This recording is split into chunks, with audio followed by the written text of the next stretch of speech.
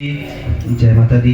माँ के परम जनों, आज बड़ी कृपा है महामाया शक्ति जगत जननी जगदम्बे की कि आज हम लगभग 2005 से इस दरबार में, चूँकि बचपन में आए थे हम यहाँ गोरखपुर सिटी में हम पढ़ाई करने के लिए, लेकिन महामाया आज शक्ति जगत जननी जगदम्बा एवं परम पूज्य सद्गुरु श्री माता ऋषि का ऐसा दया कृपा हुआ कि हम यहाँ पे दरबार से नाता लगा दिए। और हमारे आने से पहले हमारे घर परिवार में बहुत से लोग दुखों समस्याओं से घिरे थे, जिस प्रकार से सोखा हो जाओ के चक्कर में घिरे थे।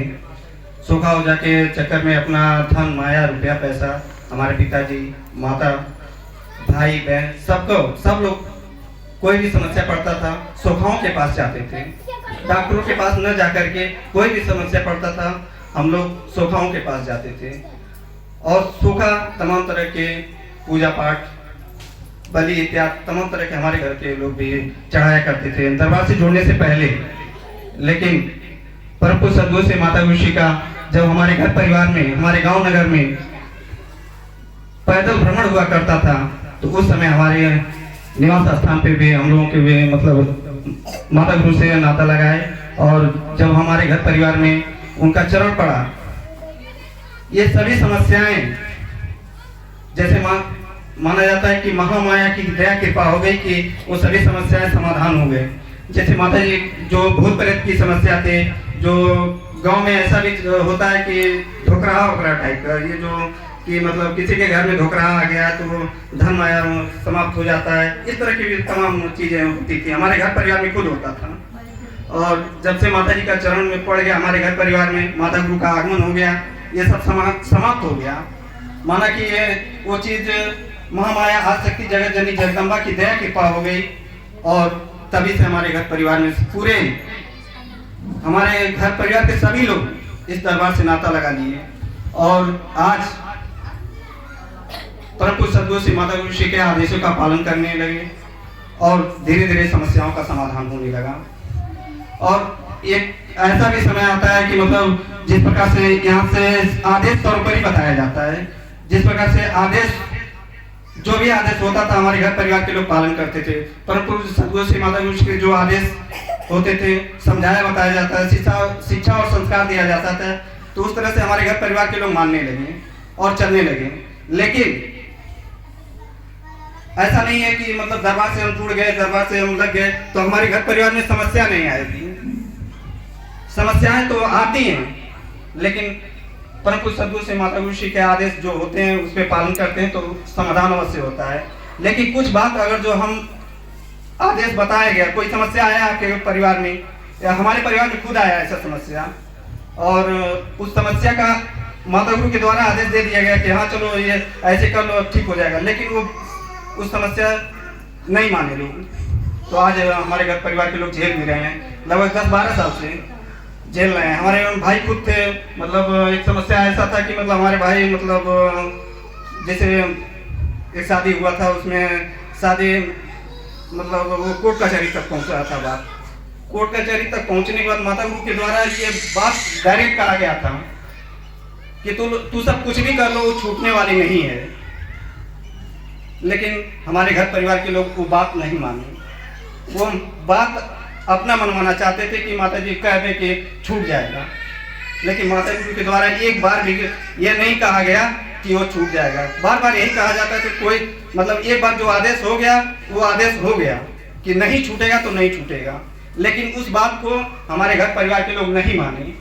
और आज उसी का दिन है कि मतलब हमारे घर परिवार में जब आदेश नहीं माने तो समस्या पे समस्या बढ़ती गई।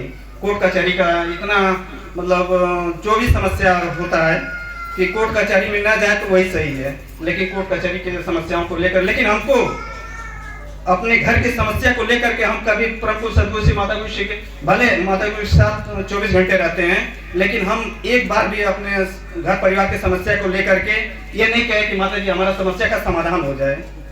लेकिन हम जानते हैं कि जो आदेश हो गया है, चाहे भगत परिवार का हो चाहे हमारा क्यों ना हो, जो आदेश हो गया आदेश को पालन करते हैं तो अवश्य कल्याण होता है।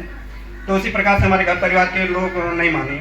और कुछ लोग मतलब पिताजी हमारे न मानने की वजह से भी शायद परम पूज्य सदगुरु श्री माता गुरु श्री के आज शक्ति जगत जननी जगदम्बा के चरण शरण में मतलब एक्सपायर भी हो गए, मतलब डेथ हो गया। अभी कोरोना के काल में ही डेथ हुआ था। और वही समस्या लेकर के मतलब हम जान रहे हैं 7-8 साल से झेल रहे थे, लेकिन लास्ट में आते आते वो समस्या नहीं झेल पाए, उसी एक ही बात का आदेश न मानने की वजह से, और इस दुनिया में नहीं है वो आज। लेकिन हमको उनके चले जाने से भी हम सदगुरु श्री माता गुरु श्री से ये नहीं कहे, इनके ऊपर ये नहीं लाछन लगा कि माता जी हम दरबार से इतना लगे, इतना पूजा पाठ किए, और पूजा पाठ करने के बाद भी हमारा मतलब समस्या इतना बढ़ गया, हमारे पिताजी एक्सपायर हो गए। ऐसा हम कभी नहीं सोचे। मतलब ये हम मतलब माने कि मतलब जो भी सुख दुख पड़ा तो हम आप ही के चरण शरण में रहेंगे। तो ये नहीं हमारे मन में आया कि माता जी हमारे साथ ऐसा कर दें, ऐसा कुछ नहीं। जो मतलब माता जी के चरण से लगेगा और उनका अवश्य कल्याण होगा। और एक हाल ही की घटना आपको बता दें, आज लगभग 1 महीने से मेरी माता जी का तबीयत डिस्टर्ब है। उनको सिर्फ चिलिक पड़ा हुआ था और यहाँ पे दरबार में ही रखे हैं उनको, और दरबार में रखे हैं, लेकिन दवा वगैरह मतलब बहुत कराएं।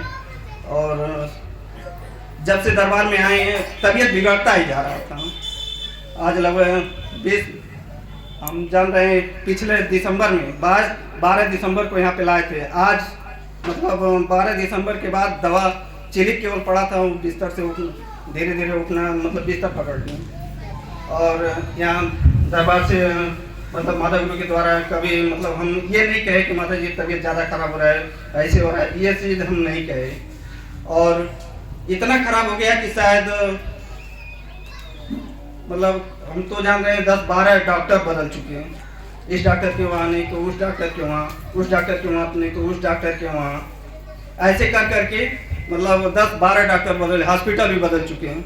लेकिन मेरे माता जी का तबीयत सुधार में नहीं था, और सुधार न होने के कारण हम मतलब हमारे मन में जरा सा भी विचलाहट नहीं हुआ। लेकिन हमारे घर परिवार के जो नात रिश्तेदार थे वो खुद मतलब ये कहने लगे कि अरे दरबार में बाटा कहीं जाके देखा सुना ले, कहीं सोखा हो जाके पास से जाकर स्वयं हमारे घर में मामा थे, वो खुद कहें कि आप दरबार में हैं, जाके कहीं दिखा लीजिए। तो हमारे मन में जरा सा भी ये भटकाहट नहीं आया कि मतलब हम कहीं जाकर के अन्य जगह दिखा लें। और इतना विश्वास हम यहाँ तक हमारे मन में आ गया, अगर जो कुछ हो भी जाएगा तो भी हमको कोई उससे फर्क नहीं पड़ने वाला है। अगर जो किसी सोखा के पास हम जाएं और यहाँ दरबार से लगने के बाद हम किसी सोखा के पास जाएं, और आज हम दरबार में रह करके अन्य भक्तों को हम सोखा के पास न जाने के लिए प्रेरणा दे रहे हैं कि आप किसी सोखा के पास मत जाइए, तो ये कहाँ का हो गया। तो इसलिए हम जरा से भी हमारे मन में विचलाहट नहीं आया। और सदगुरु श्री माता गुरु श्री से कभी ये नहीं कहे कि माता जी हमको हमारे माता जी को ठीक कर दीजिए, लेकिन इतना विश्वास था जो होगा अच्छा होगा। और गोरखनाथ हॉस्पिटल में भर्ती कराने के बाद भी इतना तबीयत बिगड़ गया था। हम मतलब माता गुरु द्वारा हमारे पास फ़ोन भी किया जाता था, क्या हाल है, क्या स्थिति है, जायजा लिया जाता था।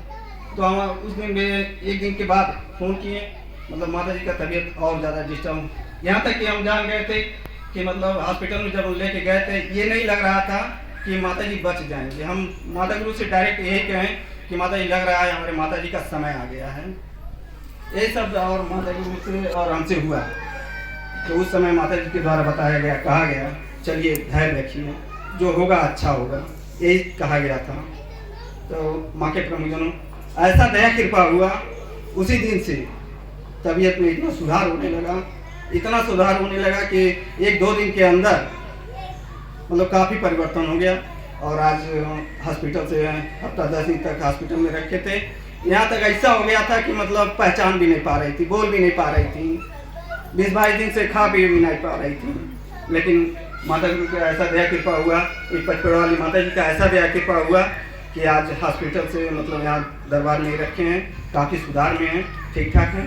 और हम भी यही चाहते हैं कि आप सभी माँ भक्त, यदि आपके पास कोई दुख समस्या आता है, किसी भी प्रकार की दुख समस्या है, तो कभी आप विचलित मत होइए और अपनी समस्या को लेकर के तीसरा के कहने पे क्यों ना, चूँकि कोई भी समस्या पड़ता है दूसरा कोई नहीं भटकाता है, आप ही के जो नात रिश्तेदार होते हैं, जो अगल बगल के लोग होते हैं, कहते हैं कि आप जाकर के किसी सोखा के पास दिखा लीजिए, भाई अन्य जगह कहीं दिखा लीजिए। तो इस समय मतलब उस समय भटके नहीं आप सभी माँ भक्त, इस पचपड़ा वाली माता जी के दरबार में आप यहाँ से जो अच्छा तो उसके प्रसाद दिए जाते हैं, इसी से आप सभी माँ भक्तों के कल्याण होते हैं। तो यहाँ पे आप माँ भक्त किसी सूखा हो जाके चक्कर में न पड़ करके, अपने धन माया को न गंवा करके आप पचपड़ वाले माता के दरबार से नाता लगाएं और यहाँ से अवश्य कल्याण होंगे। जय माता दी।